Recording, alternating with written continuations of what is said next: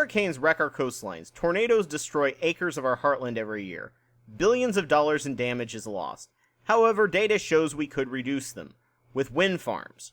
A study of computer models and wind studies and engineers in 2014 showed that an offshore army of tens of thousands of windmills has the ability to reduce the wind speed of a hurricane by up to 92 miles per hour in the case of Katrina, and would have reduced the wave surge height by 70%. This would prevent damage to many areas that are becoming more and more inhospitable to living, and saving billions of dollars in water damage.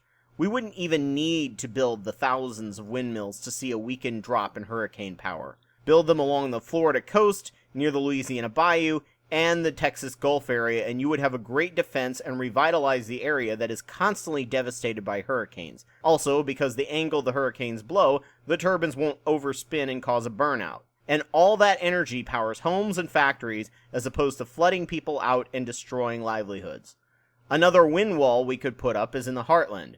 Professor Tao of Temple University proposed the idea of setting 3 huge walls larger than any building in Kansas, one in North Dakota, one on the Kansas-Oklahoma border, and one in South Texas. Now, the second this came out, pretty much everyone ridiculed the concept as pretty much impossible to make, just from a point of sheer materials and costs. However, the plan was replaced with a wall of strategically placed wind farms, of which the area is perfect for. It could have a serious impact and reduction on tornadoes in the area, but increase clean energy to everyone.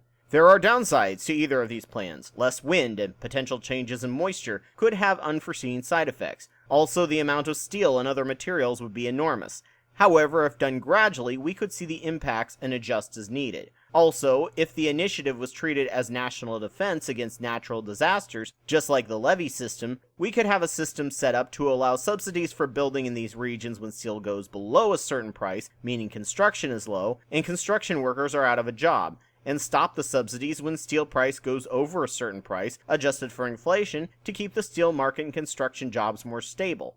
Over a few decades, the hurricanes could go from devastating to a free boost in energy on the smart grid, and insurance companies could actually start insuring many of these regions again.